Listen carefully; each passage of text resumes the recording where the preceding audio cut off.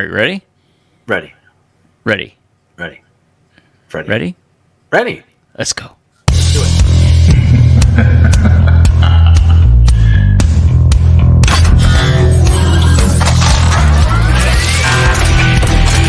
No, they can't get far.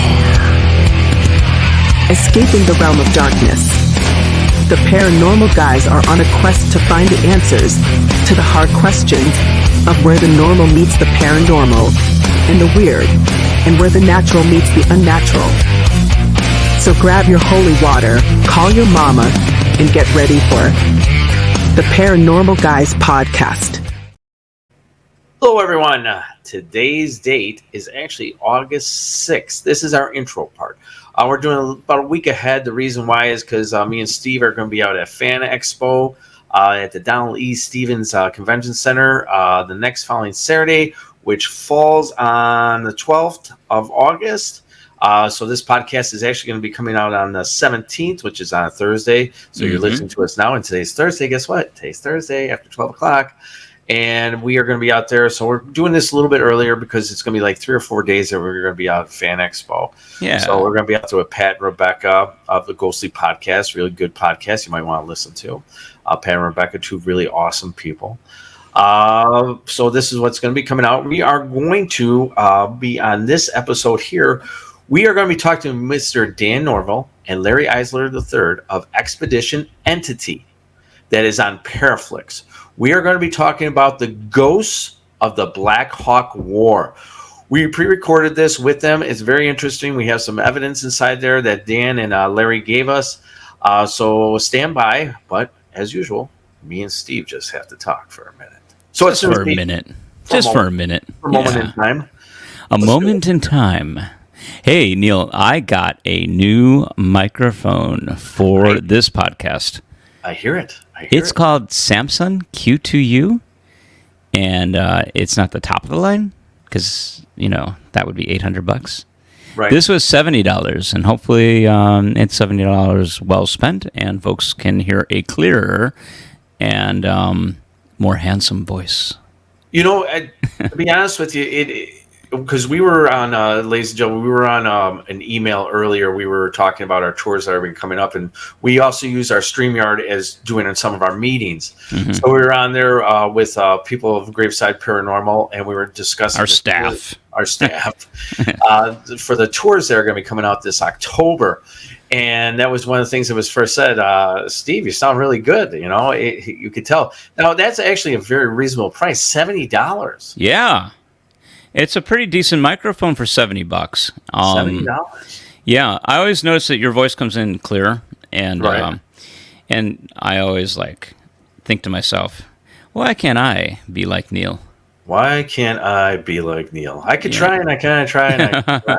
But I found this one, and I think it's pretty cool. It seems to be like a good microphone. So Samsung, not Samsung, Samson Q2U. Maybe if anybody who's interested in podcasting and looking at this, who knows who sees our podcast. That's what we're using, and I kind of like it. It seems cool. Maybe, just maybe, we'll get an advertiser. Maybe we'll get an advertiser. Maybe. So Samson, if you're out there and you hear this and you want us to go ahead and advertise for you, well, guess what? My boy, my chum, my buddy, my chum, Steve, we'll do that for you. Almost for free. No, almost. There's no such word, man. So one of the other things, actually, it's very interesting. Actually, you bring this up, $70 for something like that. Yeah. Let's take for like when we use when we're out in the field and we're doing investigations, because that's what we also do. We have these GoPros that we use, right? And there's people who spend a lot of money for these night cameras. So, ladies and gentlemen, we want to explain something. I'm going to leave it to Steve to explain it to you, of how to get the cheaper part, but the same effect. And these GoPros that we use, I've noticed, and Steve has noticed, that we can get disembodied voices. We get a lot of disembodied voices on what Steve's about to talk about. Steve, tell the audience. Well, they're not GoPros. They're the cheap knockoffs, right? So if you're on Amazon, for example, a lot of people buy things on Amazon these days. You can go to Amazon and you can look up GoPro, but you'll get a bunch of knockoffs, like replicas. Right. And if you take these apart, there's like a little screwdriver. You kind of pry open the back end, and you look inside. There is a square piece of glass between the lens and the optic sensor. You take a heat gun and you heat that. The glue will melt, and you take a little tiny clips, and you just tweezers is the right word. Right. And you pull that off, and all of a sudden that little square glass that kind of prevents certain light from getting through is removed, and you get the full spectrum of light. You've now kind of broke this camera for daytime use, but all of a sudden you're able to use it for nighttime use, like night vision. Right. And the cool thing is that these things are like $30, and you don't have to spend like $300 on a GoPro to modify it. You can just get a $30 camera. But the value isn't just in the nighttime visuals that you can capture. These are great EVP captures. The microphone's super sensitive. Yeah, the microphone is really super. I mean, we've used it at certain places, and because we're reviewing film, and all of a sudden we get these voices that start showing up. I mean, you're hearing them showing up, but you start hearing as we're looking at the visual part, and we're hearing the audio of disembodied voices. It was really, really cool. But I'm like, man, these things are very sensitive. You know, I'm going to do something on this podcast. I'm going to leave in the description a link for the Samson Q2U microphone and that camera, and a video on how to modify that nighttime camera so that you can get night vision. It's like not a nighttime camera. It's meant to be like a GoPro knockoff. Right. But how to modify that so that it's a nighttime camera. You'll get great EVPs off of it, and just how to use the heat gun and take off that little square filament and have something for $30, man. You know, a lot of you can't beat that. I mean, you go out there and let's say you spend $250, $300 for these really, really nice cameras, like we talked about, but you can probably get yourself 4 or 5 of these things if you have a large group, and you're going to get the desired effect. Mm-hmm. So I just want to throw it out there because when we started talking about this microphone here, I wanted to bring up sometimes just because something is so expensive, it's not the best product that's out there. Right. Sometimes all you got to do is maybe just do a little bit of work like Steve did and just modify something. And next thing you know, you have just as good a device as the one that's going for $300 that you got for $30. Right. And you can save your money for something important, like pizza. Pizza. Duh. Especially if it's some deep dish, which I totally enjoy. You ever notice, like, when you're on a paranormal investigation and you're hungry, you ever have your stomach growl and you're like, was that a ghost? Right. Like, we've had that. All right, take, for instance, Michelle, okay? Like, I don't think her and, like, soda pop or, Coke, whatever, Pepsi, because all of a sudden we were catching these things on the audio where we hear these things, but they're like, no, it's Michelle's stomach. So maybe these things start becoming so sensitive that you're able to pick up even people's stomachs growling. You have to eat before an investigation. That's the thing. You can't go on an investigation with an empty stomach. Well, you would like to, but let's talk truth, though. Let's be honest. Okay. Majority of everyone who does go out on paranormal investigations, from the person who's just starting to the novice to the one who's been doing it for years, we all have this one thing in common: pizza. Pizza. Yeah. We all know that's what's going to happen. It's either that or you're going to get some big foot-long sandwiches from somewhere. But guaranteed it's pizza. I mean, pizza is like you can find a good pizza place almost everywhere. Even Watsika. Yeah. With Ralph House, we always order from Monocles, which is pretty good. I'm going to tell you something. They have some very good pizza. When we take, for instance, we were just talking about the tours, ladies and gentlemen. So we were just talking about the tours, And one of the things is you're going to have an overnight experience at the Roth House. That's in Watseka, Illinois. And we make sure that we order pizza for you. We also have some little desserts and stuff like that, and soda and stuff like that. So everything that's in the price is actually part of the experience is also food and drink. We put that all in there so you don't have to worry about that stuff. I don't want you worried about nothing. And for the folks that don't know, the Roth House is the home of the first documented case of possession in the United States. You can go there. You can do the Graveside Paranormal Tour. And that is going to be the weekend before Halloween. That's going to be on the 28th, October 28th. And then we're going to also have on the 29th, we're going to have an open house. Yes. That's where, but on the 28th, it's going to be Mr. Pete Christ with Northwest Indiana Paranormal. He's a good friend of ours. We met him over the springtime. Very cool dude, man. Very well known. He's a very well known investigator. Very seasoned.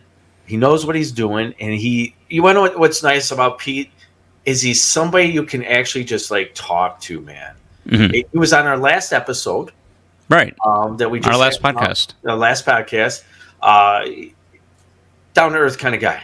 Very down to earth type of guy. So he's going to be out there. He's going to make we're going to make sure he has someone else with him. So you also get at least 2 investigators with you, and we record things and send them to your email. You can't beat that. And the price for that's going to be $95. Because I just got through doing all the paperwork on the ads and stuff. Very seasoned investigator as well, Pete. Yeah. Oh, yeah. Yeah, very well seasoned. Well, tell me about the next day. The next day, me, Steve, and some other staff members are going to be out for the open house. That we're going to start from 1 p.m. until about 8 o'clock at night. And guess what, Steve?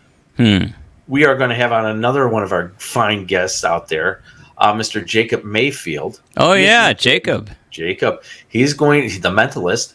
He's going to be out there doing tarot card readings and palm readings for people. That will be a separate cost. The only cost is to go in the open house is $10 per person. You get 15 to 20 minutes on every floor. The cool thing about this, ladies and gentlemen, is you're going to use one of our recorders, and we're going to send it to your email so you can discover if you caught any voices. Now, just so you know, we've gone there many times, and we've caught voices, disembodied voices of a girl. That's a fact. Right. We've had guests out there, and this has happened. It's a very spiritually active home. So I recommend people, the ads are going to be coming out on Labor Day weekend. Yep. Also, our regular nightlife tour is going to be going out, which is a Fridays and Saturdays in October. So we're going to be doing that. There'll be a 4.5-hour tour. And one of the cool things is, Steve, we're going again. Father Tom is allowing us into St. Jude Cemetery, Monk's Castle, as one of our destinations. You don't have to sneak in there. No, you don't have to sneak in there. You can hang out. Come on with us. Yeah, come meet us. We do a great job, I think. I mean, not to pat ourselves on the back, but we do put a lot of work into it. And we got Father Tom on board. We're taking you to Monk's Castle. You get to go through that cemetery at night. We're not going to be using the Anahata in there, but we'll have our Anahata, our famous, legendary Anahata Spirit Portal box. We'll take that into Archerwood Cemetery. You know what? Archerwood Cemetery, just so ladies and gentlemen know, the original story of Archerwood Cemetery is about a wailing lady. That means a crying lady inside the cemetery. But there's more to this cemetery, and we discovered it. Once again, a pat on the back. Hell yeah, this time. Pat on the back. We and the great customers that we have had discovered that there is a shadow person in Archerwood Cemetery, and we have evidence to back it up. Right. So one of the things we're going to do when we go into Archerwood Cemetery, Steve, I'm going to make sure that I have an idea, because you know that circular drive that's there? Yeah. I want us all around that area, and I want everybody to be taking photos, because I saw that thing with my own eyes last year in those trees. I'm hand to God. I know what I saw, but I didn't want to freak everybody out. Oh, yeah. The last thing you want is for a bunch of like 50 people to run across a dark cemetery, trip over a gravestone, and then die. No. That's not good for business. No, I don't even say that, dude. No, I'm just saying you might see the shadow person, you might capture it. Or you might take the picture and then come up. We were actually on MSN News. We were on MSN News that a photo came out of something. It looks like a person behind the pillar of at Archerwood Cemetery, and once again, also when we go to the back end of Bachelor's Grove Cemetery, a phenomenon that happened since day one that we've been doing this, and this is about our 8th year doing these tours. At least for me, it's been about 8 years that I've been doing these. We noticed that I have people take pictures of their a person closest to the window of the bus. Mm-hmm. And it doesn't happen all the time, but what happens is when they take that picture, faces start showing up in the windows. And not faces of other customers. No, we make sure everybody's seated. We tell them the phenomenon that happens. Mm-hmm. I make sure that everybody is seated in the same area, and we know who they are, and we're able to see their face, so we know we are able to identify everyone. Mm-hmm. And then I tell everybody to go ahead and take the photo. Then we go inside Gaelic Park, awesome place, great host to us in the Oak Forest area. That we go in there and everybody's able to look at their photos, and we do get these. Yeah, it's amazing. It's an amazing weird thing that happens at that place. Right. We do a great tour. We are going to be taking folks to Chet's, right? Melody Lounge. Of course, you have to go to Chet's. We're going to do the karaoke. Come on, karaoke, yeah. And then you'll get to hear Neal do maybe a rendition of Ghostbusters, or something else maybe this year. You never know. I mean, maybe I'll do a little Elvis, man. You could probably, I think you could get away with Elvis. I can do Elvis, man. I can do it. Yeah. Hey, I saw a movie. I don't really watch a whole lot of movies, but I actually finally caught that movie, Megan. Oh, Megan, I enjoyed that movie, dude. Yeah, it was cool. I'm into AI. Yeah. And then when you bring AI into horror, it's kind of cool. But will you be doing that Megan dance? No. Good. No, I will not. I'm glad. I shan't. We want to make this a scary thing, but we don't want to make it ridiculous. Like traumatizing. Yeah, we don't. That was a good movie, dude. I liked it. Anyway. Yeah. So with that being said, and if anybody has any questions about anything, feel free to reach out to us at Neal, Neal, at gravesideparanormal.com, or Steve, Steve, at gravesideparanormal.com. Or if you want an email that's sent to both of us, it's just info, INFO, at gravesideparanormal.com. And always go to your YouTube channel to go ahead and check us out. Paranormal guys are on Graveside Paranormal. Hit that little bell that's up there, and then you'll be able to get notices every single time when we go ahead and put a new episode up. How's that sound? You like that? I think you do. It sounds amazing. It's amazing. That's what I say. All right. With that being said, Steve, do you have anything else on your mind before we get to news, sir? Anything else on my mind? No, I don't. All right. I have the news on my mind. I got a cool news story. I know you do too. I'll tell you what, then since you got so cool, you can do the first one. How's that sound today? Sure, I guess. It's like not that good. You just said it's amazing. No, I'm messing with you.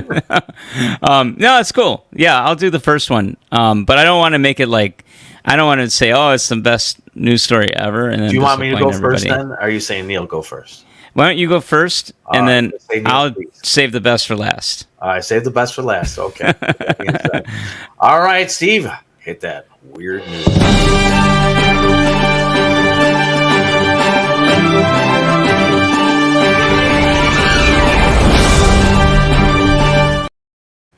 All right, ladies and gentlemen, in the weird news, this isn't really that weird. I just think it's awesome. You want to know why, boys and girls? Is because we have Mr. William Shatner, a.k.a. Captain James Tiberius Kirk, in the news here. Now, we know that a lot of people have been talking about these things in the UFO community where they've been going in front of Congress and talking about certain things. Well, Mr. Shatner, a.k.a. Captain Kirk, he went and chimed in on something, and he says the immortal Star Trek actor called into question the idea that aliens would travel all the way to Earth and then hide. I agree with this. We've heard from a lot of prominent figures involved in space science and UFO research over the last week or two regarding the recent subcommittee hearings on UAPs. They use that word UAPs. I like the old-fashioned thing of just UFOs, man.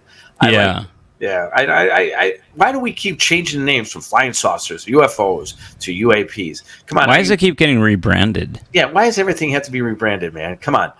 Stop that. All right. They're flying disc. They're flying discs. And now legendary Star Trek actor William Shatner has joined the fray via an interview with News Nation. Now, you can find this on News Nation, the whole interview that he did with this lovely lady.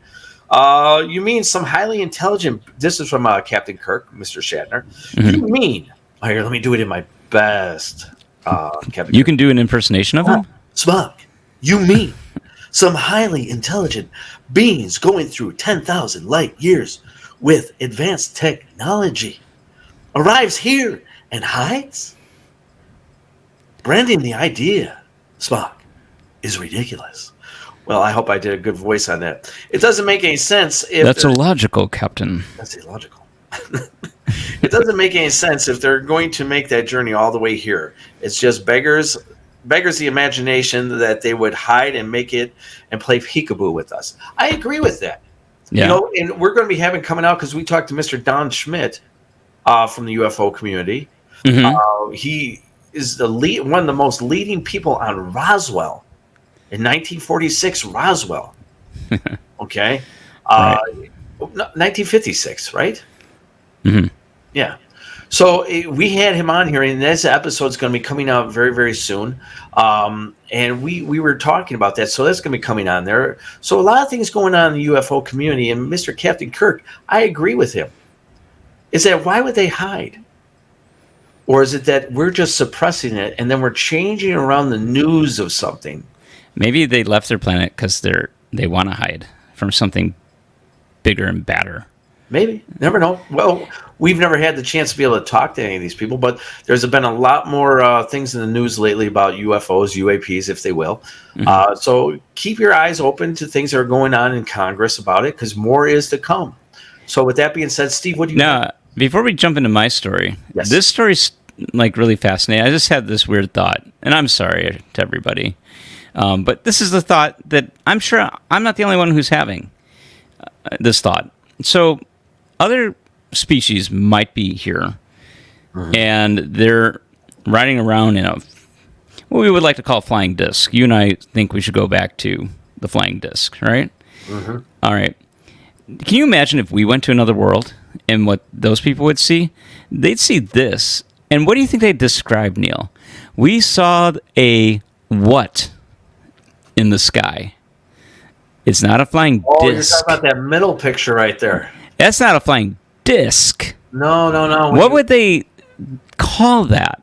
Don't say it. I'm just saying if we went and visited another planet, a species on that planet would be describing our vehicles as... If they had the same... I'm assuming I know what you're talking about. If they had almost the same kind of gender... Well, it's a new world, so I don't know. You can... Yeah. We won't get into that. But... We won't get all into that, but I see what you're saying by looking at the pictures, ladies and gentlemen. What would be if they saw that flying through the air? How would they describe that? How would you describe that? Put that at Neal@GravesideParanormal.com or Steve@GravesideParanormal.com, or take us a comment on YouTube and tell me what if you were an alien, we arrived on your planet in this spaceship, how would you describe it to all the other aliens? You think it says something about our species? Yeah. I don't know. Something about you. You are what you fly. Anyway, just a little thought there. I have a little story. Last podcast we talked about world records, and I thought I'd kind of stay with the theme of world records. This one's kind of interesting. So we have a lady. She's an American woman. Recently set a new record for the world's loudest burp by a woman, with a belch measured at 107.3 decibels. The Guinness Book of World Record prior was 107 decibel belch by a woman. It's an impressive achievement, but now her record, the record of the previous belcher at 107 decibels, was Elisa Cagnoni of Italy, and she managed a 107 decibel belch It was an impressive achievement, but now her record is history because Kimberly Winter, a young woman from Maryland who has mastered the art of burping, recently visited a dead room at iHeartRadio, where she managed to release a monstrously loud burp that beat the former record by 0.3 decibels. Now, she had achieved this because she prepared her body by eating a breakfast and drinking coffee and beer. This tried and true combination played a big part in breaking the 14-year record of largest female burp. What's most interesting is that this Kimberly has a younger sister who also can burp very loudly. So we may see her record beat soon by her younger sister. Can you imagine getting married into that family? And then going out to the restaurant?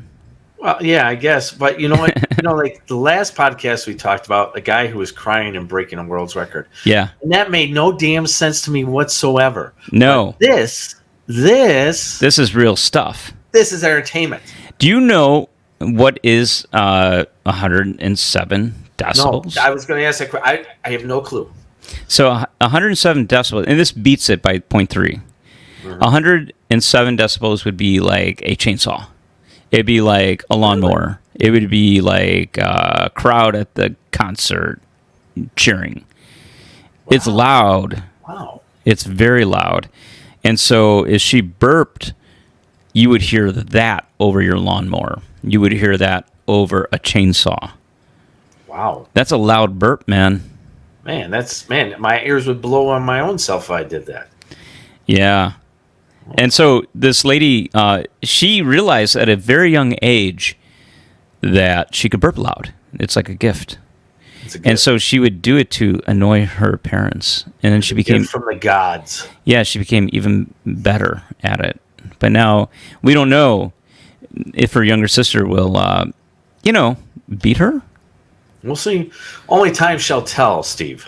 How loud can you burp? I burp quite a bit, actually. Yeah. So, and I know I can burp loud, and I think that's a good form of entertainment, belching. Yeah. So I'm all for finding out if someone beats this young lady. So anybody who watches our podcast knows that my mother is like a really big fan of Neal Gibbons. You've not met her yet in person. No, I've only seen pictures of your mother. Yeah, but she watches our podcast and she tells me how good you are. Mm-hmm. So if she ever invites you over for dinner, Neal, it's really important that you belch really loudly after you eat as a sign that her cooking was acceptable to you. Seriously? I want you to remember that. Yeah, Seriously? Just let one rip. Oh, you definitely want me you want me to do something like that? Yeah. All right. Show her the real Neal. Show the real Neal. No, actually, that's what we would do. We're like, Mom, that was so good. That was so good.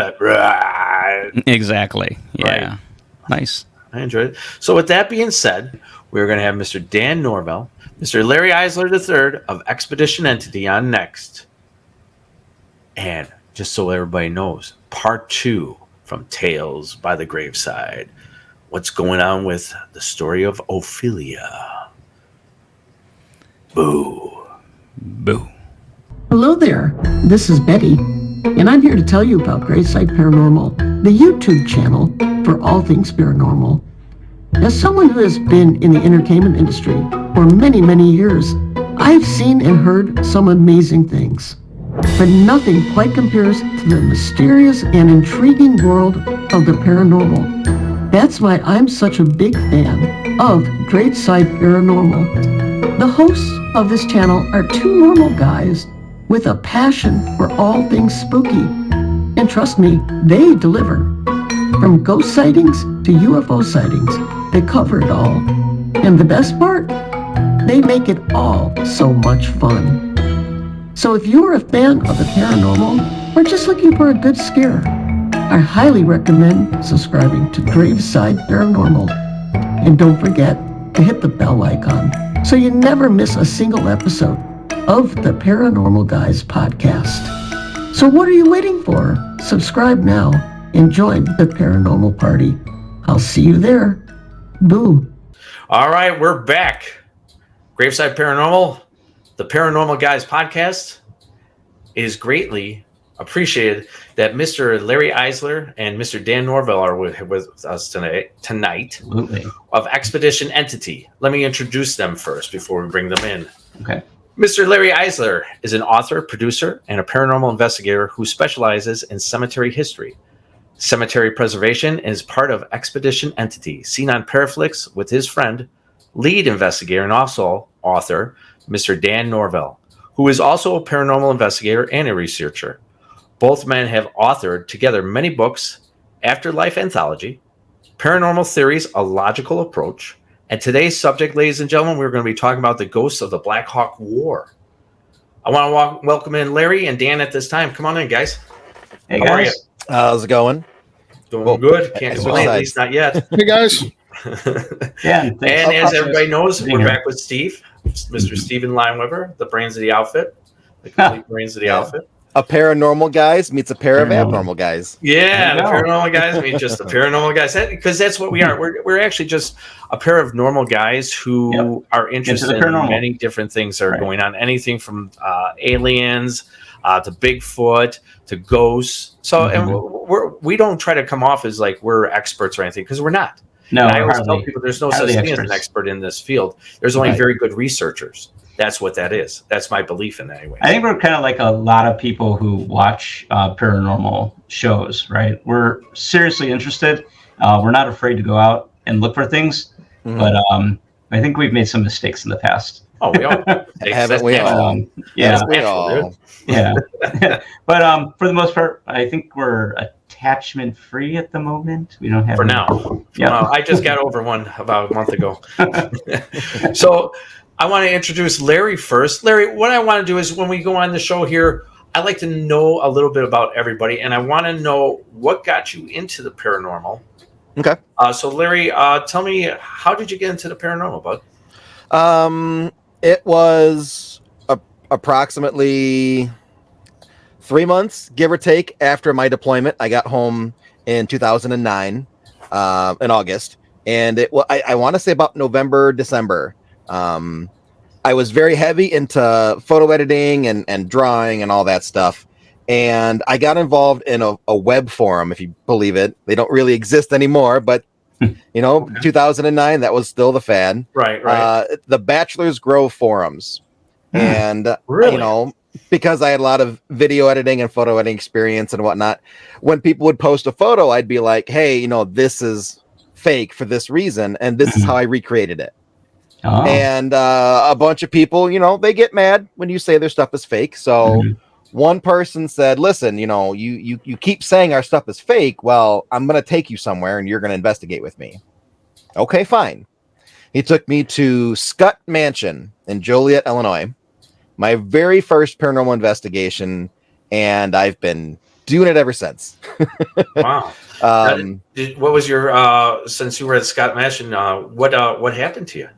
So it's kind of the classical Victorian. The rooms are super small, it's super tight, and it's like a vertical house. So many floors, and then you got a basement below.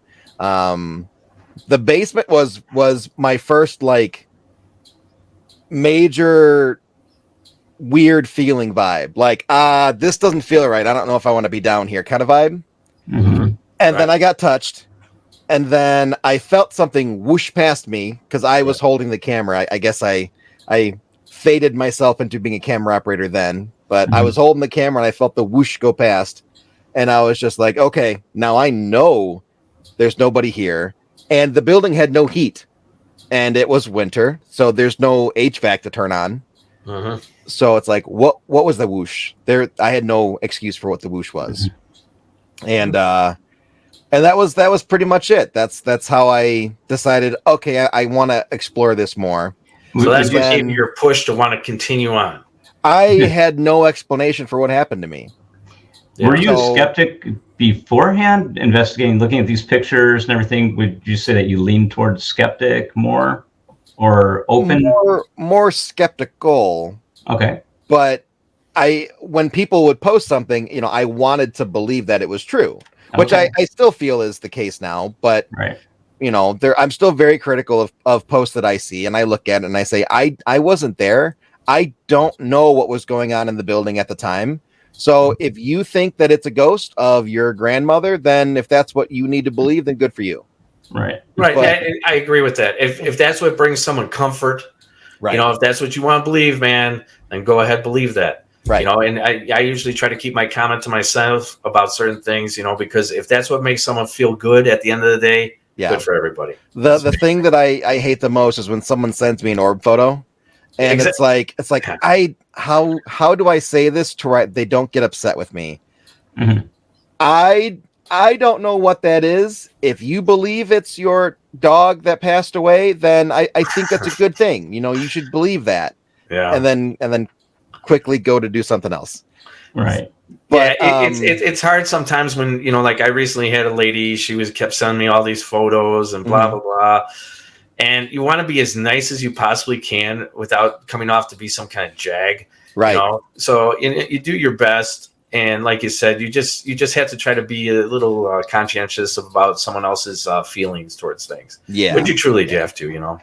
It's kind of a tightrope you have to walk, because once it gets out there, this dude's a jerk. Yeah. He said that my passed away grandmother was a moisture drop in the air. A moisture drop in the air. But yeah, so it was, I think, May. Once the weather had warmed up a little, actually, it might have been earlier than that, Dan. When was that? It's early spring, wasn't it? Yeah. And it was probably late April, early May, though. I saw this dude on Facebook. He's like, hey, I'm doing a cemetery crawl. We're getting a bunch of people. I'm taking them around. And it was only an hour from my house. So I'm like, yeah, I'll go check it out. And, you know, it's that dude. So I stay there and I kind of follow through his whole thing. What was like 4 or 5 cemeteries, Dan? Mm-hmm. And by the end of it, you know, the 30 people that were there left, and I'm still hanging around, and then we're still here, still doing it together. Right, that's good. And so you guys both started off in 2009, am I correct? I did. Okay. And then when did you guys hook up? Early 2010. Early 2010. So, great. You guys very good friends. Actually, it was March, because I made a joke that our 13-year anniversary was in March. Oh, yeah, it was March. So yeah. He's been my work wife since 13 years ago. Nice. That's right. Is that guy down below me on my Brady screen? That's my work wife. Yeah. It's the other way around. That's where she is. But yeah, I mean, the first 2 or 3 years, all we did was go to cemeteries every night, all night. And then we got some pretty cool stuff for having a shoestring budget. Oh, yeah. And now, did you guys went to Bachelor's Grove, I'm assuming? I have. Yeah. I've never been there. Really? You've never been there? I just had to take Marist High School. I took Marist High School to Bachelor's Grove Cemetery because I have a paranormal class that I shouldn't say teach, because I never got a degree in it, but I show people. And what's interesting about the Bachelor's Grove thing that you were talking about, you had a web page for that, is that me and Steve with our Anahata box, we noticed that. I have a question for both of you. Have you ever noticed on your EVPs and your like spirit boxes that sometimes the voices are talking backwards? More so the spirit box, not really EVPs. I don't think we've had any EVPs backwards. Yeah. So what we did is we put it one session on the trail of Bachelor's Grove, and it's up on our YouTube series. Is that we noticed that they were talking backwards, and we put it in the Audacity program. We reverse and made a forward plane. And it's amazing the voices and the full sentences that were happening after that. Yeah. It was totally weird. So I don't want to get totally off track, but because you said Bachelor's Grove, I had to say that, dude. I'm sorry. Yeah. I was lucky enough to get in at night 2 or 3 times before the police started cracking down on it, and I just haven't been back since. We have a couple of friends that want to go out there with us, which might happen one day, but as of right now, we're just so busy doing other stuff, we just haven't been back yet. Right. Yeah. And we would recommend people don't go out there at nighttime. Don't. Especially the ladies. Do not go at night. If you park your car somewhere, you'll come back and it'll be gone. with a very nice note from the city impound saying to come get it. Exactly. And then the cop will be waiting for you going, hey, where's your car? Yeah, get in the back of mine. Yeah. Here's a trespass ticket. So, Larry, I got one more question because we're talking about Bachelor's Grove. We're talking about pictures and being skeptical. There's a very famous picture of the lady on the stone. Yeah. What's your take on it? That one, I've always felt that it's too good to be true. Yeah. It is kind of too good to be true, right? Like, I mean, it's not difficult to set a camera on a tripod and take a photo of the stone and take a photo of the lady on the stone without moving the tripod and then layer them up and then make one of them opaque. Right. You could do it digitally. You could also do it in a photo development room very easily.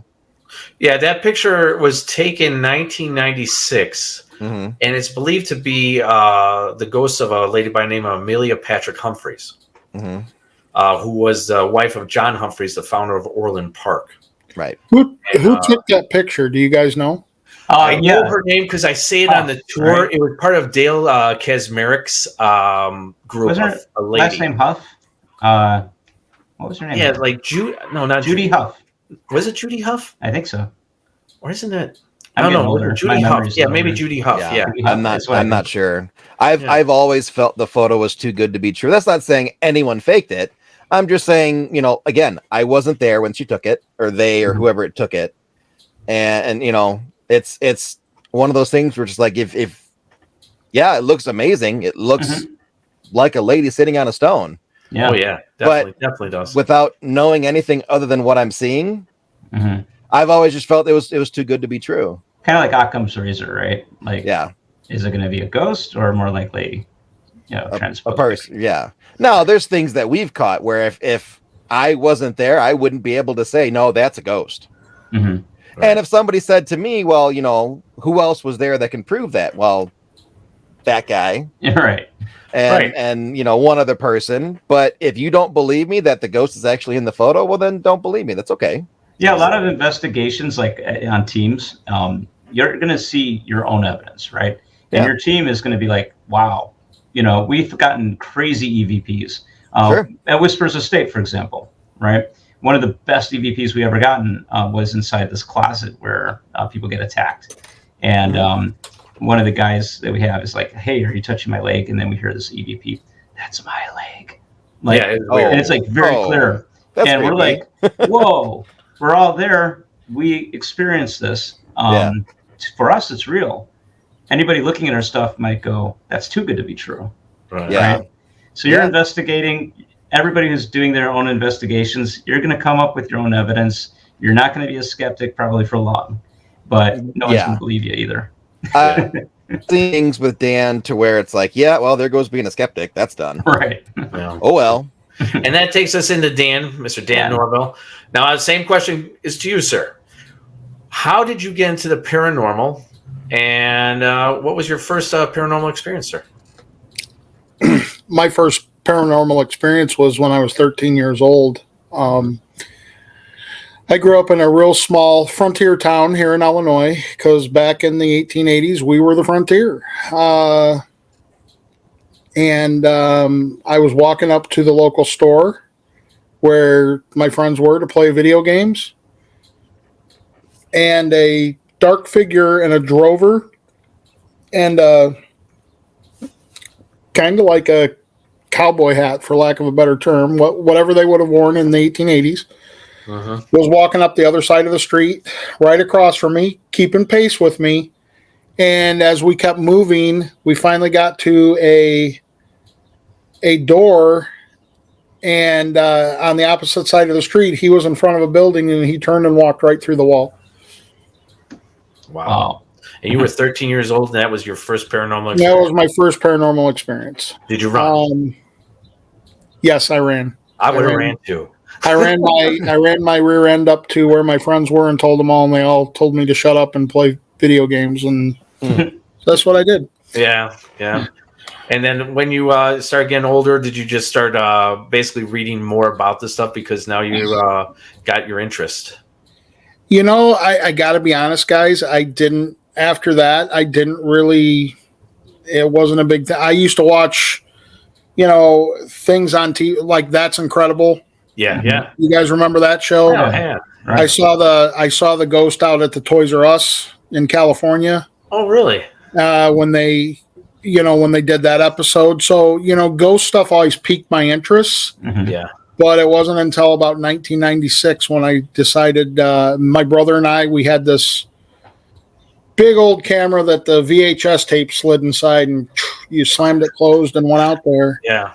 And a tape recorder, and we started just going to cemeteries. And about 1997, we caught our first shadow figure. Wow. And I've seen it. It's pretty good. Really? Yeah. yeah, Check it yeah. out. We How haven't to ever download seen it? Who knows how? But it's yeah, there. we haven't downloaded it, but he has seen it on the tape. Oh, yeah.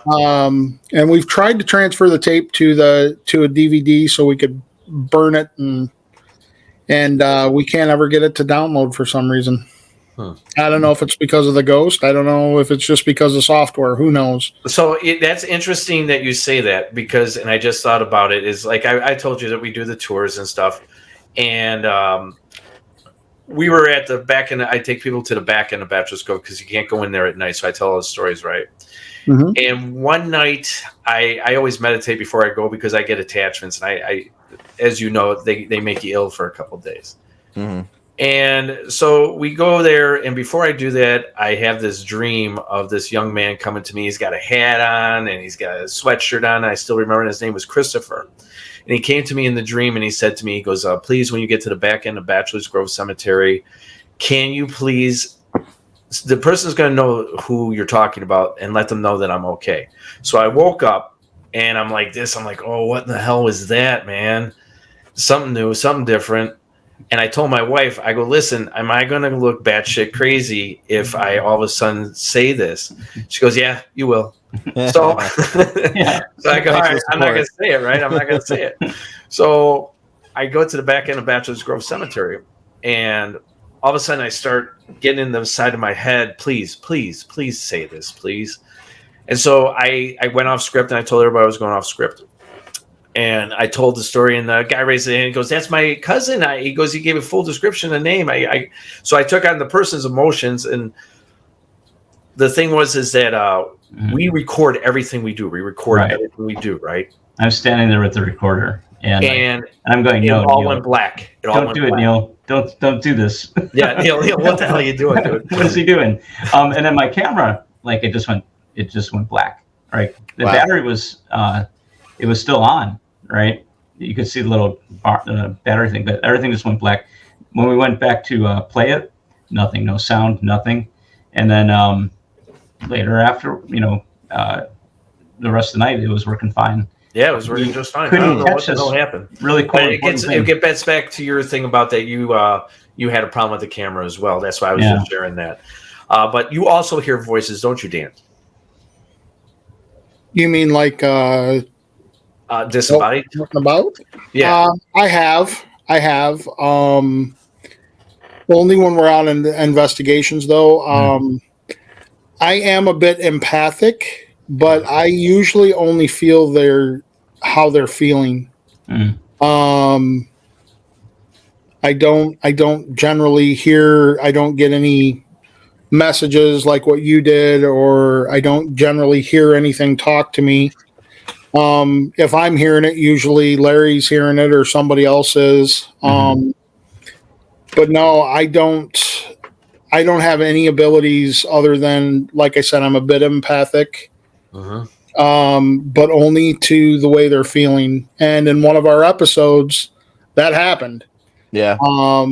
And I got a great big emotion dump from the spirit we were communicating with, and it was horrible.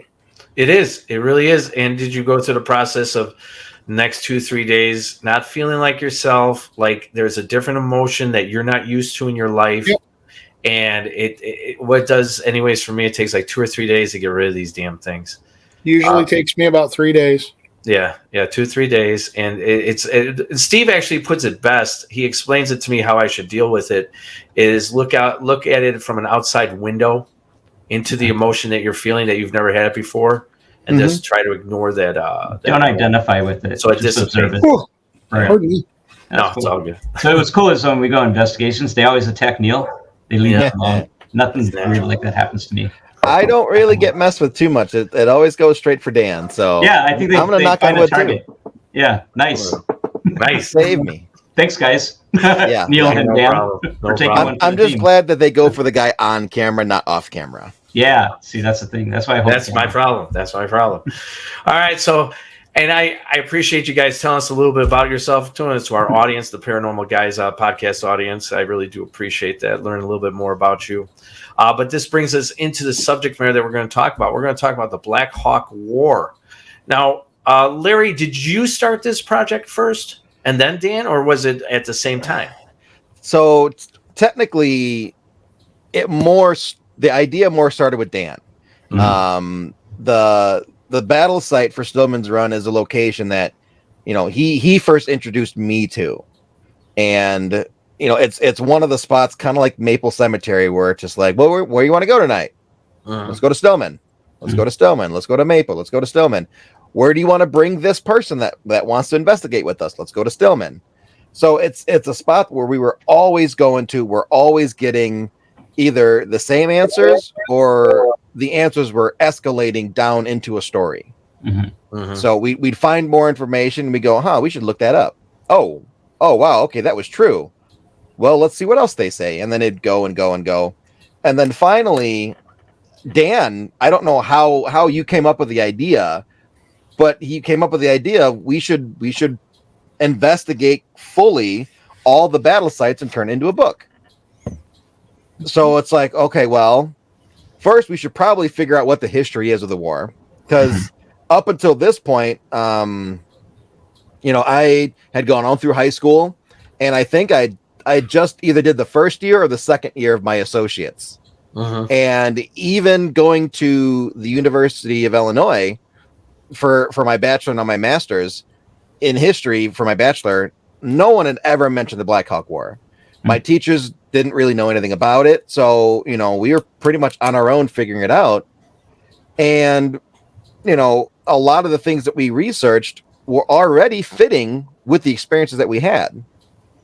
So then when we went back to do the investigations for the book, we were able to then build on more and more and more. And that eventually led us to finding what we think is actually Major Isaiah Stillman's campsite. And then because that's kind of where the battle started, was his campsite.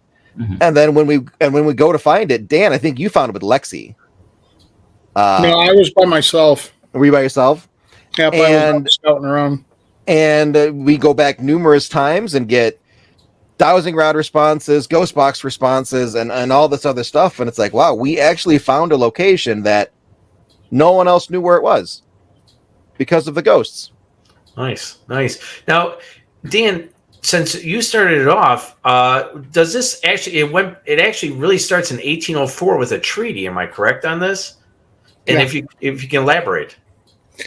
It started with the Treaty of St. Louis, and basically the Native American lands were given to the settlers and to the United States government for some alcohol and furs and a few other things. The Native Americans were really robbed. And it was approximately what, Dan? Half of the state of Illinois? Pretty much, yeah. And a lot of territory. And the whole northern part. Well, right through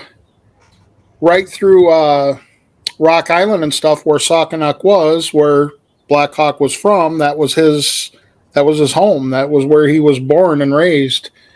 All were part of that treaty.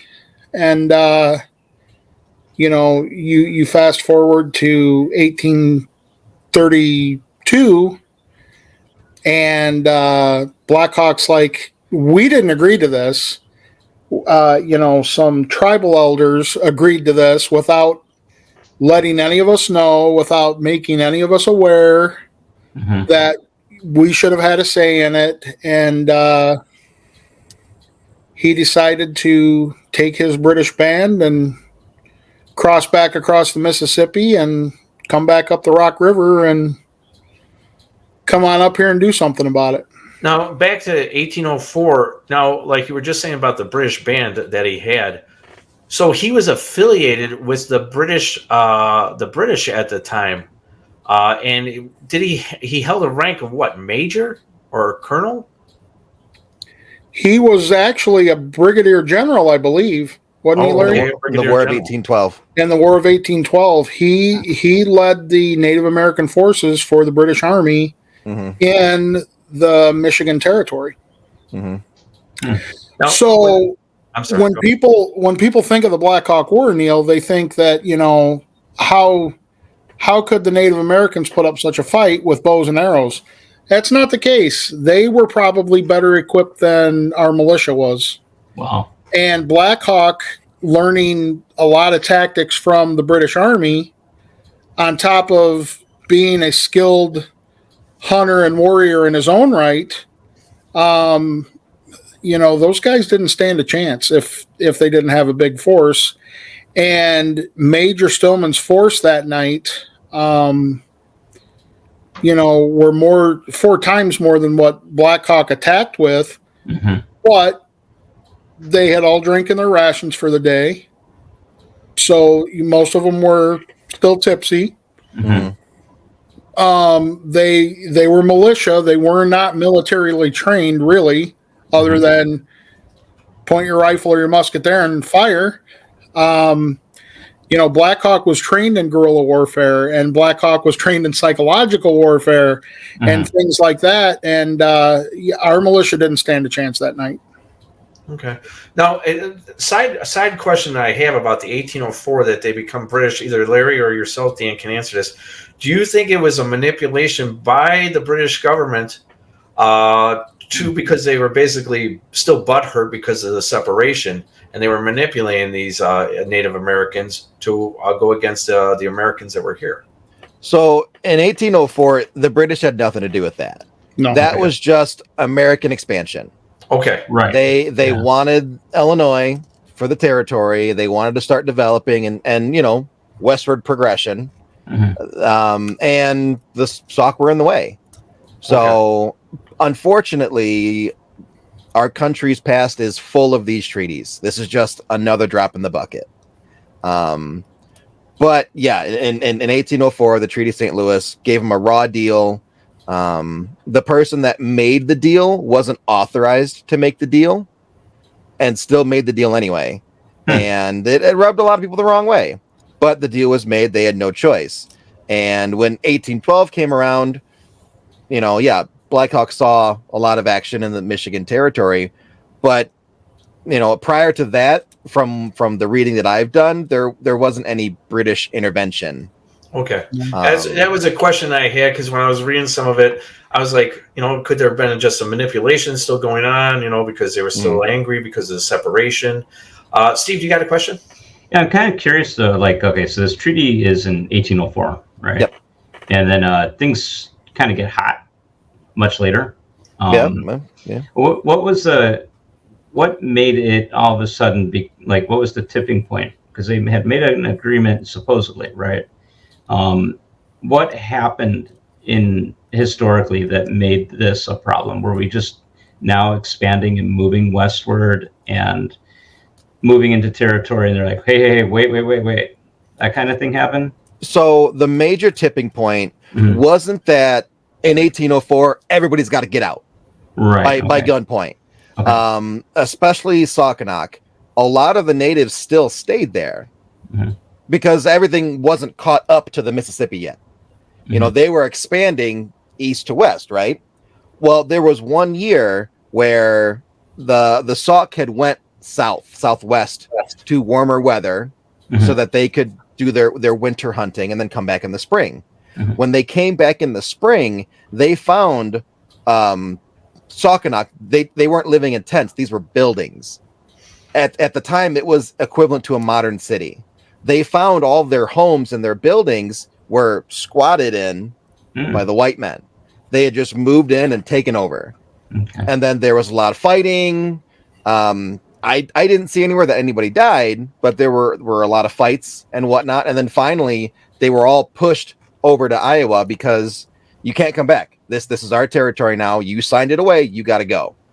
So, And Keokuk, which is the other unofficial leader of the Sauk, he was more placating the American government. He's just like, we're going to go. It is what it is. And then Black Hawk was the opposite.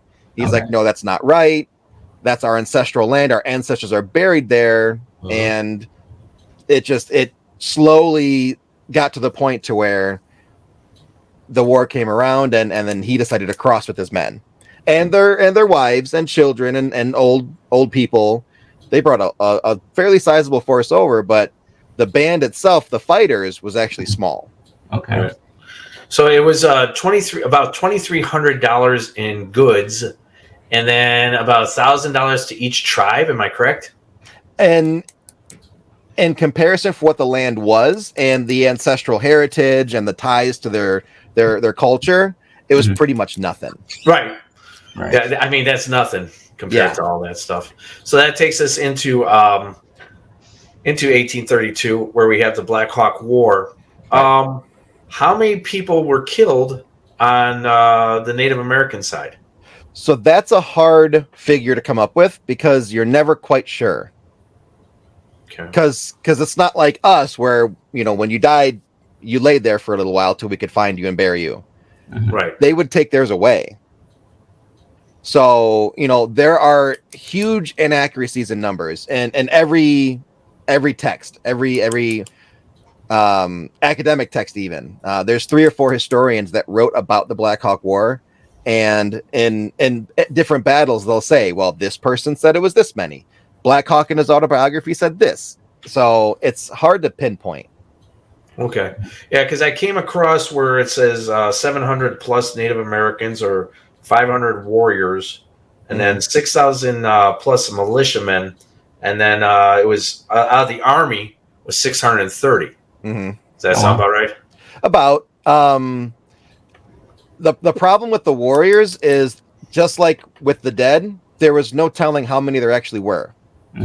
Because obviously you've got Black Hawk telling you how many he had, a couple hundred total, and then for the Battle of Stillman's Run, it was like 40. But when the accounts from the militia came in, sometimes it was 1,000.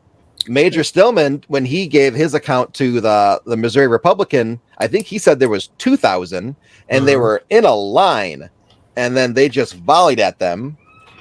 Which that was a completely exaggerated account to make himself look better, but you have all these militiamen and officers making these reports about what they saw, and then you've got Black Hawk making the same report in his autobiography, and the numbers just aren't adding up.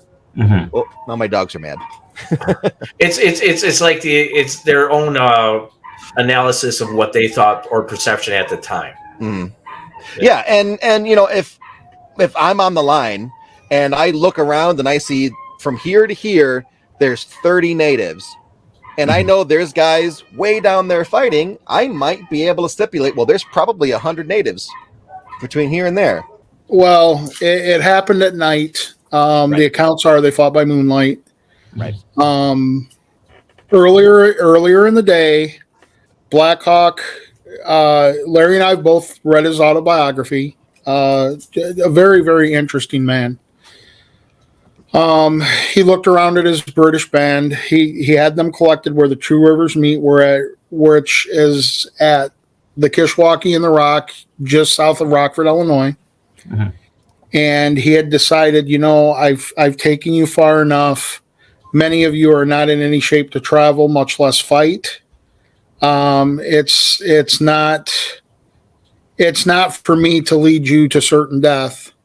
So he sent 3 men down to Stillman's camp under a flag of parley to surrender. And he was going to meet with Stillman and say, we're going to leave tonight and we're going to move back across the Mississippi and we're never coming back. Right. And so those 3 emissaries went into Stillman's camp. Well, like we said earlier, Stillman's men most of them were drunk. the interpreter that was supposed to speak Sauk couldn't speak Sauk very well. So how much did they not get translated correctly? And he could have been drunk as well. How much did they not Anyway, care? they decided that it was a trick, and they shot and killed one of the emissaries in camp. Right. They could have angered somebody by saying something incorrectly. Right. So it's actually not that. When the word of the camp started to come up, one of Black Hawk scouts reported to him. He sent the emissaries down first. And then after the emissaries left, he sent an observing party second. And that observing party stayed back on a hilltop to observe the emissaries. When one of the lookouts of the camp saw the observing party, they thought it was an ambush. So whether the emissaries were understood or not, I think the fact that the observing party was there, it was going to end up this way either way. Well, I was getting to that the secondary party was there, and one of the scouts had spotted them and thought, okay, it's an ambush. So, yeah. Anyway, the end result is that none of this may have happened had situation been different. However, that's the way it did go down, and when the second group got back to Blackhawk and said, they shot and killed one of our men under a flag, he said, okay, we're loading up and we're attacking. All bets are off. We're going to do this war now. Right. And so it's important to note though that prior to getting to present day Stillman Valley, Blackhawk had several chances to turn around. Several Army officers had approached him and said, hey, you need to go back. You need to go back. And he always said no. Had he turned around earlier than where he got to, that could have been avoided. Also, Dan and I had the chance to speak with the spirit of Governor Ninian Edwards, who was the governor right before John Reynolds, who was the governor during the Black Hawk War. If Edwards was still governor, it probably wouldn't have happened because Reynolds saw the subjugation of Black Hawk and his forces as a political tool for re-election. Let's get into some of the characters that played a role in this war. First, Steve, can you pull up Black Hawk himself? Let's do the younger one, because I believe this is what he would look like in 1804. Am I correct? Probably. It looks like a younger version. He would have been in his approximate 30s, early 40s. 30s. So, yeah. Okay. And so, Steve, pull up the next one where he's a little bit older. So here's a funny thing about this one. Is that medal around his neck came from the British. That was the medal he got for the War of 1812. For serving in the war. Yep. I believe it's King George, I believe. And then he has a British flag. And then he also has like a certificate. Oh, okay. But yeah, that medal was actually found. I believe it was the medal was found after the Battle of Bad Axe. Okay. Oh, so it wasn't ever buried with him. It was found later after the battle. Yeah. He wasn't one of the natives that died at the battle, but his medal was found. Oh, wow. So what that means, I can't tell you. Did he shed it to help hide his identity? I don't know. But it's an interesting fact that medal is his tie to the British, and it was found on the ground. Interesting. Steve, can you pull up Mr. Stillman, Isaiah Stillman? There he is. This is Major Isaiah Stillman. What was his? I understand that it was the name of the place, but explain to me what was going on with this man. Was he the main front man on the front line giving orders? Partially. Yeah. So everything kind of started at Fort Dixon, Illinois, Dixon's Ferry, one of those three names, whatever you want to choose. At Fort Dixon, General Atkinson was the senior commanding officer, and Governor Reynolds wanted the subjugation of Black Hawk's forces to remain under the militia so that he can get the benefit of it. You know what I'm saying? Like if the militia can send them back, well, that's great political points for me as governor. Right. I'm the one that was responsible for that. But if Atkinson and his men were responsible for it. Well, then now it's the U.S. Army's points that they could use for whatever they want. So, unbeknownst to Atkinson, Reynolds gave Stillman and another officer, I keep forgetting, who had control of the second half of the company. He gave them the order to leave a day early before Atkinson got there to take control of the militia to go and subjugate Black Hawk. When the two companies came together, Stillman came out on top, and then the other guy. So he diverted his numbers to half the squad or the militia, correct? 275. 275. Wow. That was the combined of the total group with the two officers groups coming together. All right, Steve, next picture is Mr. Atkinson, Colonel Atkinson, the one that you're talking about. So was he really the hero? If you use the word hero, I don't know if I'm using that right. Is I this wouldn't say Atkinson or hero. Yeah. I've never seen that picture, so I'm not sure. Is that him? Is Or that's Mr. Gaines and Mr. That's Edmund Gaines. Okay. This is what you had sent to me, so I'm going to. Yeah, I mean, I could be incorrect about the photo that I sent, but these were after review and researching that this is.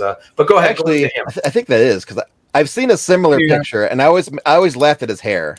That is General Atkinson. But yeah, I think I've seen more of a mid shot. Okay. His pants. General Yeah, Atkinson was. General Atkinson was considered the hero of the war after the Battle of Bad Axe. However, he was always Atkinson was always kind of because I read a little bit about him too. He was always kind of resentful to the fact that he wasn't comfortable going in and exterminating these people for wanting to take possession of their land. Right. So he was never really comfortable with it, but Andrew Jackson, who was our president at the time, did not really give him a choice. No, and being a federal officer, you don't get a choice. You got to go. Especially when the president's telling you, get him out of here. And when the Battle of Bad Axe finally came around, President Jackson just wanted them exterminated. Right. He said, I don't want to deal with them again. I don't want to deal with them in the future. I don't want to let them have a chance to come back across the Mississippi. I want them exterminated.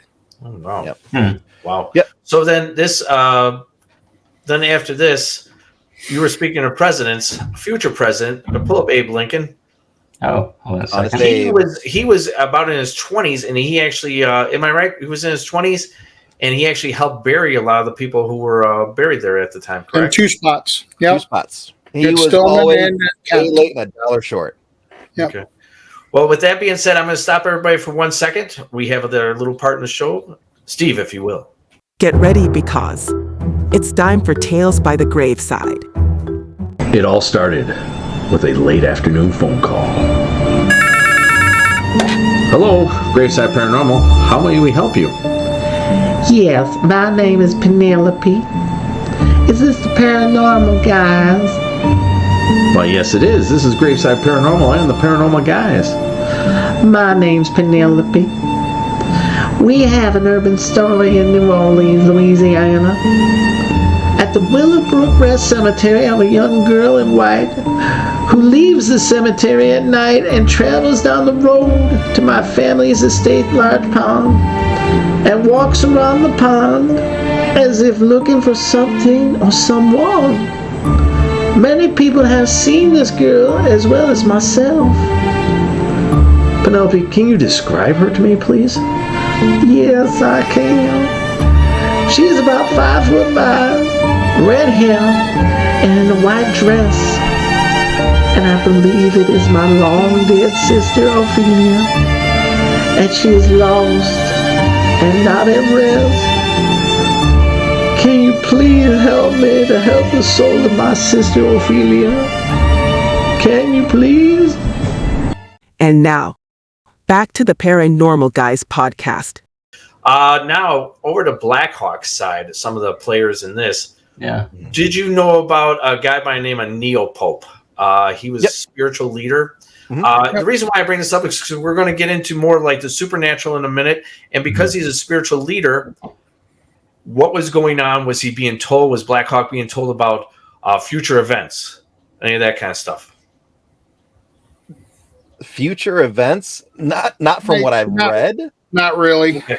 But well, that's the reason why I'm bringing up the subject is because what I did on my research on this is that he came as a spiritual leader. And we all know that Native Americans were very, very into spiritual stuff.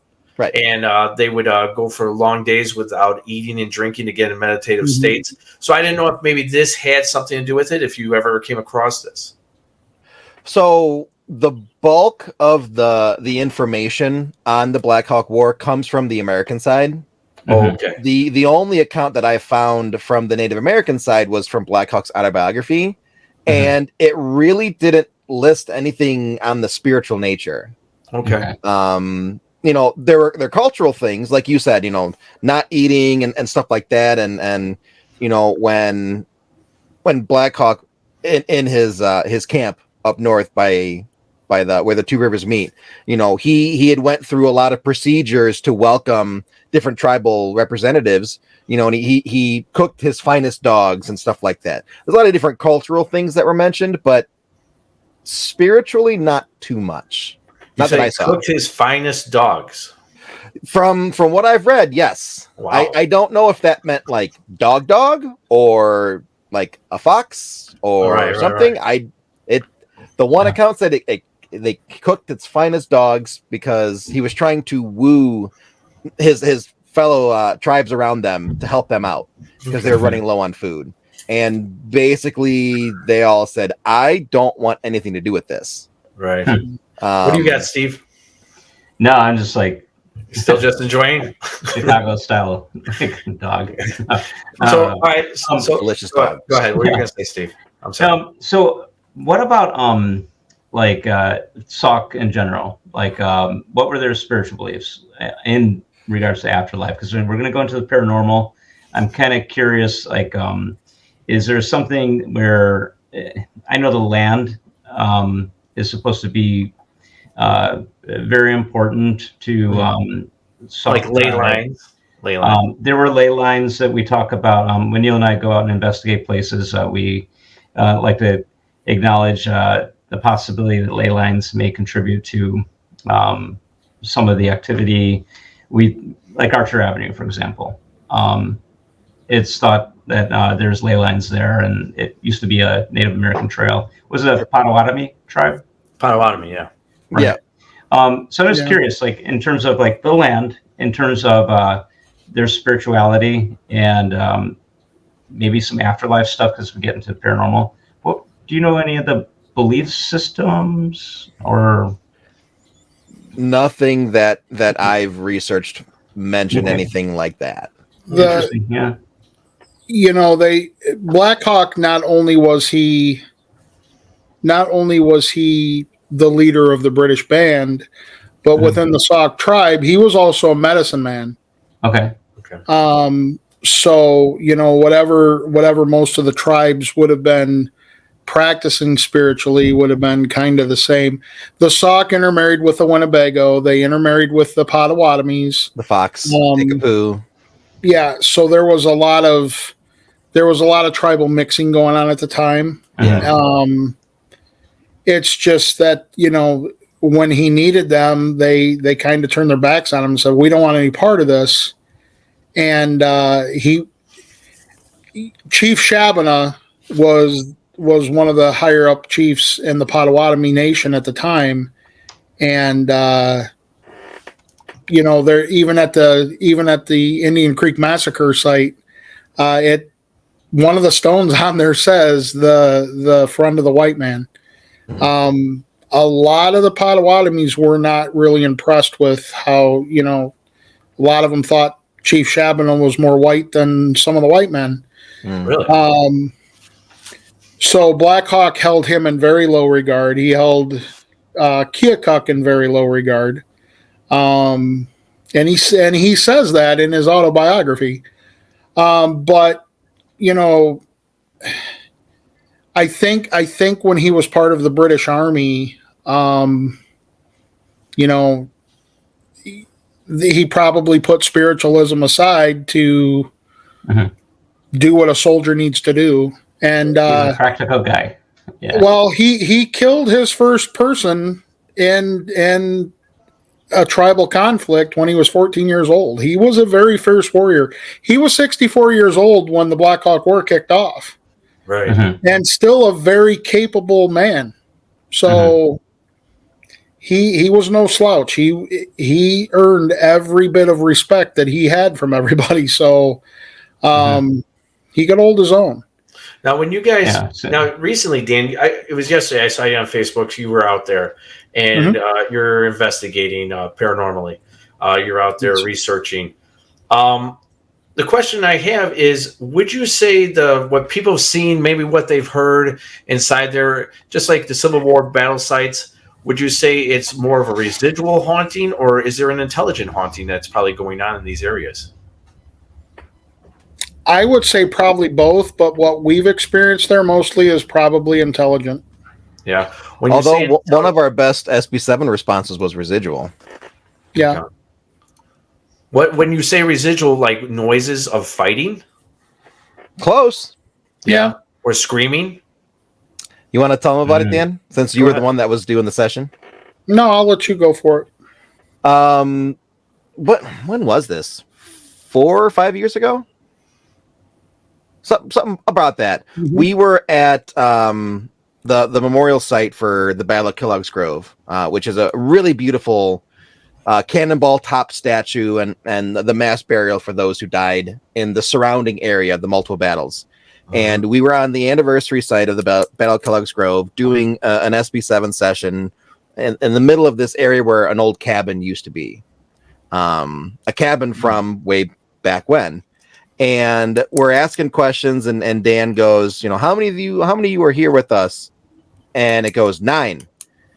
And then before he even gets to the next question, the verbal command to fire comes across the speaker. Really? Wow. And it's the tonal inflection of fire. Really? Wow, that's awesome, man. And he just looks up and he goes, I just heard fire. That's awesome. With that battle, it was a defensive battle. So they were in the buildings shooting out. So, during the battle, one of the forces could have come into view and there could have been a command to fire. Right. And that would be definitely a residual haunting definitely going on if you're catching something like that. And that was one of the questions I definitely had. Steve, do you have any questions about hauntings? Yeah, I mean, there's so many questions I have, but I want to understand something first before we go too much into that. That last battle, Axe, all right? Bad Axe? Bad Axe. Bad Axe. Yeah. That's a cool name, by the way. That is. I know. That's a cool name. Is it true that there was a surrender almost? There was no surrender. Okay. All right. The band was pretty much dissolved. Okay. They were in full retreat, just trying to get across the river anywhere they could. They had went that far north, making their retreat because they thought they had went far enough to make it across the river safely. There's a really great map on Wikipedia of the battles, and you can kind of see them snaking through Illinois and then snaking around and then ending right at the river. Really? And by that point, there weren't many left. A lot of the women and children had already left and tried to sneak back. People were just falling. Starvation, from sickness, from injuries. They were just falling on the ground and being left. Now, did anybody ever see anything or hear anything totally after the fact, many years later, when we were talking about residual? Is there anything in those areas when you're talking about all the walking? We haven't gotten there yet. Most of our stuff's in the state of Illinois, but that's the next adventure. The next adventure. On that. But by the time they got to Bad Axe, they were practically crawling out of energy, exhausted, starving. And when they pulled up to the beach, 2 gunships were in the river and just on either side mowed them down. Wow. Everybody. So you've got people that made it into the water, mowed down in the water. There's these 2 little islands. in the middle of the river. They got onto the island, mowed them down on the island.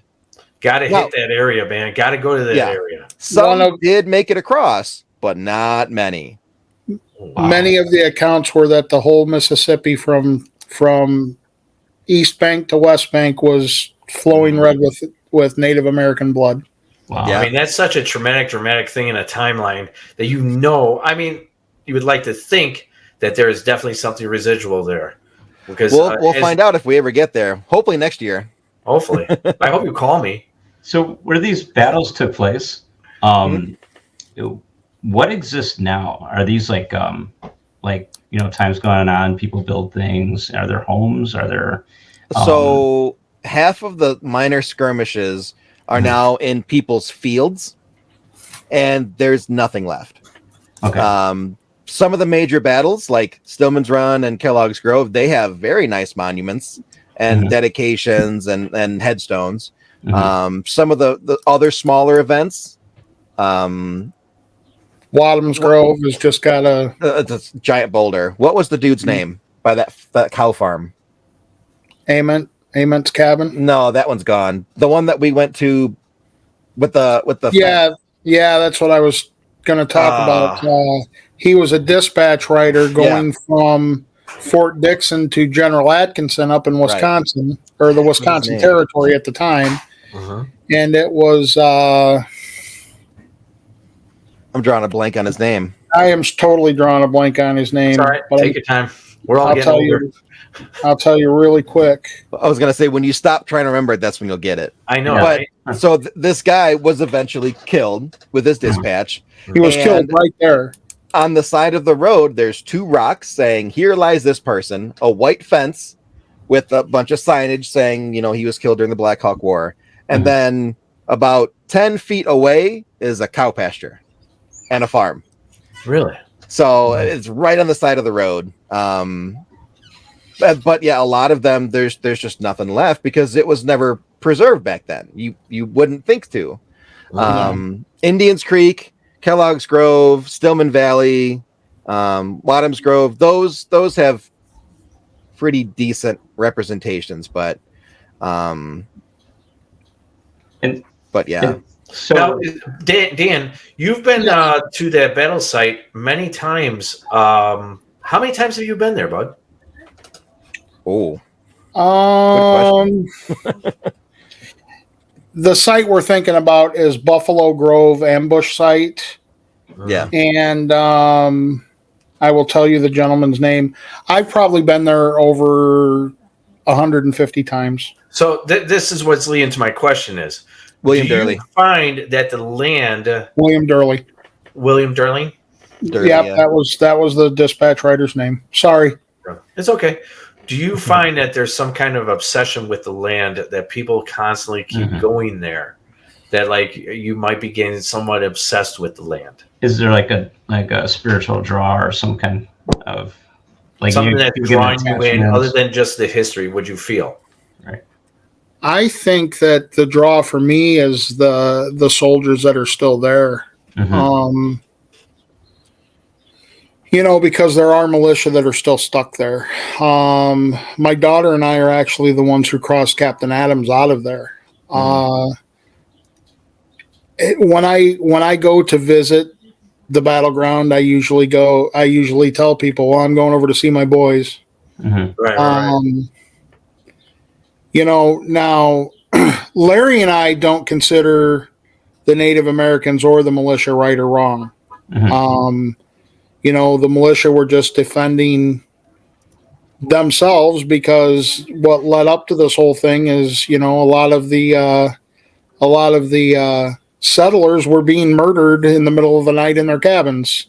Right. And that doesn't mean that Black Hawk and the Sauk were doing it, because this was the Potawatomi Nation at the time, but it was happening. And things really came to a boil when the Black Hawk War kicked off. Now, when you are constantly going back to this, do you feel that people or some of the soldiers, as well as the Native Americans, are reaching out to you to try to find some kind of justice or trying to figure out a way to cross over And is that something that's going on a consistent basis there, that they don't know where they are because, once again, something dramatic happened within a timeline? Are they looking for this? Are they lost? What's going on, Dean? Or they just refuse to leave. Like, that would I don't think that they're lost. I think that, many spirits don't cross because they don't want to be judged. But honestly, it's not for any of those reasons. I go back there all the time because I don't want those men to be forgotten. Right. And as Larry said right when we started this interview, this is the forgotten war. It is. You know how many times I passed by that battleground going to pick up parts when we were farmers in this area, or riding by there with my dad, and hey, what's that? I don't know. It's some battle happened there. I have to say, Dan, I find it very admirable about what you're doing by going there. I think it's really cool. Let me ask you one other question about it.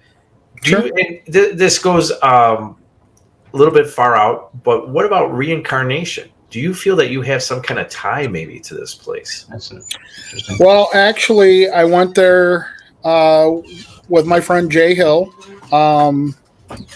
Jay and Shane do a podcast as well, and Jay is a psychic, for lack of a better term. And I took Jay out there. Now, we didn't take Jay and I were just out there last week. So I've been out to the battleground at least 4 times in the last 7 days. And we were out there, and Jay and I were just compelled to just sit and talk and let whoever's there hear what we're talking about. And we came up with a lot of really good explanations and answers, I believe, for things that Larry and I have found or heard or caught there. And Jay's intuition kicking in, and everybody with abilities looks at things different ways. And Jay thinks that the reason because I'm pulled to the battleground, yes, but I'm always pulled to Captain Adams, and Captain Adams frequently comes to visit me, and he's welcome anytime.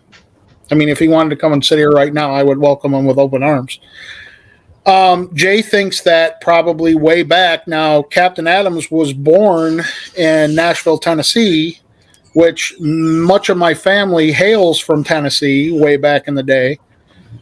But he moved to an area where my father's family had settled not far from there. And Jay said, I think that one of his daughters is probably your great grandmother. Really? And I asked my dad, I said, were we related to anybody named Adams? And he said, I think I had a great grandma Adams or something. And well, bingo, there you go. Yeah, that's the reason why I want to ask is because I noticed that you do go there quite a bit. We just did a show on reincarnation with some people. Right. And sometimes with reincarnation, people get obsessed. And I don't know if obsessed is the wrong word to use. Drawn to. Or drawn. Yeah. Maybe I should use that as a better term. But you get drawn because it's sometime maybe in your timeline or a past timeline that you felt something. And you might feel something every time when you go out there. Something that may have happened to you in a different timeline. I don't know. It just sounds like a story that I've heard before, dealing with certain people who get drawn to certain sites repeatedly. Yeah. I've never experienced anything there that would make me feel as though I'd been there before. Mm-hmm. What I do experience there is a kinship, and especially with Captain Adams. Yeah. And Jay's given me the best explanation yet. So we did go and ask Captain Adams. We took our new researcher page out there. My daughter and I did the other night. We did shoot a little bit of video, and but we have not put that out yet. Okay. But I asked Captain Adams, am I a descendant of you? And he said yes. And I said, am I one of your daughter's great grandsons? And he said yes. So, well, Adams had 8 kids, so it's 8 kids. entirely possible. That's a lot of And kids. a lot of kids. They all stayed down in the area from where my father's family hails from. So Now all those kids did pass by 1900. So, with a little bit of deductive math, that could line up with the great grandmother age. Yeah. All right. Now we have some pictures, and we'll close it out. And I appreciate your guys' time. I really do. Oh, absolutely. It's really hard to talk about the subject because it's like, we could talk about this for 5 hours. Oh yeah. Oh yeah. And you're trying to like skip around to hit the highlights, and it's like, wait, did we mention this? Did we mention that? Yeah. That's one of the things. It's like we do the same thing. Like we're trying to talk after we get done with investigation. Did we hit this timeline about this house or this person? Yeah. This? It's not easy. It's not. Yeah. So let's go into the pictures. Steve, Dan sent us this photo of it. Looks like a head. You're right. So this is very odd. Is there any way we can blow that up at all, Steve? Can you? That's you zoom in? Interesting question. If you give me a second, I might be able to. Okay, while we're waiting for Steve to do it, Dan, take us into this and tell us what happened that day. So that day, my daughter and I were over there, just us, and I had just gotten a new full spectrum camera, and she was doing a report on the Black Hawk War for her school, and wanted to go over and take pictures of the monument. So this original picture, I decided, okay, well, I'll take her to the battleground, and I'm going to take some full spectrum pictures while I'm over there. Mm-hmm. And so I'm snapping pictures off. She's snapping her picture she needs of the monument. And this picture is actually the piece that Larry and I took out. The original picture is my daughter's in it taking a picture of the monument, and I look to the left, and there's the face. Wow. And that's centered right there where that tree is. And it's centered right there. And you can only see the head, but he really closely resembles Wyatt Earp, really. Actually, just so you know, I can see a shadow. I see a shadow of legs. Okay. I see an imprint. Let's put it that way. I do see it. And I look underneath where he looks like he has a mustache. Yeah. If you look underneath there's also a little bit of a white, almost like handkerchief thing, maybe, like or a collar shirt. Shirt. Right just barely there. Yeah. Yeah. But yeah, you can tell that there's definitely an imprint of something, a body there. Right. Now we also know that part of the tree, there's no branches. Okay. Yep. So it's not like a branch sticking out. That looks just kind of weird. Mm-hmm. Yeah, it's just so we know that we're dealing with looking pareidolia. So that I think it's a pretty good pick. That's very cool. Definitely something that got us going. Huh? What is that? What is that? I know when I took the picture and I called Larry, I said, "You're not going to believe what I caught." Well, and we didn't really even know the significance of that picture until much later. Not until we really started spending time at the battleground. Right. I had been there a couple times, but I think we'd done EVPs at best. Of all the people that were involved in the battle on the militia side, 2 people were treated the worst. One was Captain Adams, and which one was the other one? Was it Munson? No, it was one of the privates. Yeah, it was not Munson. It was I want to say it was Ellis. It wasn't Ellis either. It was Creeps. It was Creeps. Yeah. So 2 of all of them were horribly treated, from my assumption, because they were the last standing. So when especially an officer or a very good fighter, they would do all these different things to you because that was a way that they would absorb your power. So especially with the scalping, which was like that big, not the whole scalp, just a piece of it, that they could get your power by defeating you and taking a trophy of you. So Adams was dismembered, disemboweled, the skin on his arms was flayed, He was Which scalped. they did that before anything else. Right. He was scalped. I believe he was detongued and he was beheaded. Beheaded. Dear Lord. So we have they were both beheaded, but we know for a fact that Adams was beheaded. And that photo is a fairly good looking guy. So all these things happen while when does he die? Whenever the shock sets in. Whenever, yeah. So they kind of don't kill him and do that. They kind of let him die while they do that, right? Yeah. Right. And that leads us to our next photo, our last photo. Larry, you presented this to us. Steve, if you could pull it up, please. Okay, this one here? Yeah. Explain this one to us. So this is a little cemetery in Wisconsin. And if you look at the tree branch, they both have a similar bow to them. It's the same branch from two different angles. Right. What was happening was the left side is from a full spectrum camcorder, so it's shooting video. The right side is a full spectrum camera taking a photo. This happened at the exact same second. I was able to find on the video when the picture was taken. And if you notice under the branch, there's something on the picture that's not in the video. Right. It looks like someone is standing there in the field. Yeah, it's standing there and it's like pushing up on something because the reason why is because you have that knee that's in front, like it's using momentum. You can almost see the bend in it between the legs too. Yeah, definitely. So, fun fact about this location: in the left half, you can kind of see what looks like a stone wall, almost where the pictures are spliced together in the center. Mm-hmm. That's the stone wall of the cemetery. And along that stone wall are a bunch of field boulders. So if you think about it, you have a presumably a guy hunched down in a field. Look, you don't see his arms, but you see a whole bunch of torso, and a bunch of field boulders off to the side. Was this the spirit of a farmer that was trying to chuck a boulder out of his field so that his tractor didn't hit it? Yeah, because it looks like it's a jumpsuit type of thing. Overall, like someone's wearing a top and a bottom. Wouldn't you say that? Yeah. And maybe this is how he died, throwing a boulder over. Who knows?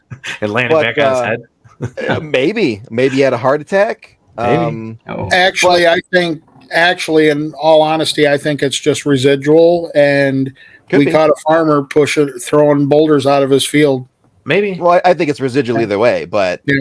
Whether he lived or died because of this boulder, it's hard to say. We haven't gone back to try to talk to him, but it's an interesting catch. Neat. All right. Well, Larry and Dan, I truly, like I said, I appreciate your time. Steve appreciates your time. Absolutely. So Larry and Dan, Expedition Entity, it's on PARAFlixx. Mm-hmm. When's your next episode coming out? So there's a little bit of a delay right now for the third episode. It's supposed to be out at the end of June. It might get pushed to the beginning of July. Okay. We'll just have to see. It's always a scheduling hassle to try to do all the editing and get everything in a timely manner, because sometimes the computer doesn't play nice, sometimes the video doesn't play nice, and you got to do all this stuff to make it work. But yeah, it's supposed to be sometime around the end of June, beginning of July. And what places are you guys destined to go to? So we can say the third episode, but we usually don't release further episodes until it gets a little bit closer. Mm-hmm. Episode 3 is the Roadhouse in Oregon, Illinois. Okay. And it has an extremely tragic history. Ogle County's oldest unsolved murder case. The murder of Mary Jane Reed and Stanley Skridla. And the Roadhouse, which is just a restaurant and a bar now. It was back then. But it had ties to Al Capone's gang, this distribution gang. Sure. So there's a speakeasy history and all this stuff too. But in the mid 40s, it was the gambling room for the town bigwigs. They gambled in the basement and drank and smoked their cigars and really did the town business. This was also the location that those two were last seen alive. Okay. And then they were dead. They were dead. So, we've investigated a few times before, and got great stuff. Dan had this huge freak out one time. He was just literally pissed, ready to punch someone in the face. Really? And I've been working with Dan for quite a long time. He normally isn't that way on an investigation. But we were speaking with who we believe was the perpetrator. And after that, it pretty much shut the investigation down. Like none of the spirits wanted to talk anymore. They were done. So, we think he came in and scared all the spirits off, and to get us to stop talking, he messed with Dan. And we were lucky enough to go back and do an investigation where he didn't come in. And we caught incredible stuff. And that'll be in the episode here in the next month or two. Neat. Yep. That's Very great. cool. That's great. All right. So, ladies and gentlemen, that was Mr. Dan Norvell and Larry Eisler III of Expedition Entity. They will be seen on PARAFlixx. They also have some books out. Feel free. You guys are on Facebook. You guys are on YouTube. Dan Norvell Project. Is that what it is? Just Ghost Hunter Dan Norvell. Ghost Hunter Dan Norvell. Sorry. And as usual, Steve, say goodbye to everybody. Goodbye, everybody. Thank you guys so much for being here. I've learned so much. Thanks for I having want to us. experience this. I want to check it out. If you love get to the take Ghost, if you get the Ghost the Black Hawk War book, it lightly breezes Put over that the up, Steve. history. Put that up. That's this here? Yeah, it has enough of the history to give you an idea of what happened. Okay. Right. If you wanted the full historical rundown, this book would be 500 pages. Oh, wow. Yeah. It's a thinned version of just It's the 100 highlights, pages. the highlights of the events, so that when we do the investigation, you could be like, oh, that's how that corresponds with the history. Right. Just by reading the book, you can get a really good idea of what happened with the war. It's a nice guide to go with it. It's enough to get you started, and then a lot of the sources that we use for the history, those are the 400-page monographs where if you want the nitty-gritty, you're going to get it. Great. Cool. All right. Once again, that's Mr. Dan Norvell, Larry Eisler III, and Steve. And as usual, boys and girls, boo.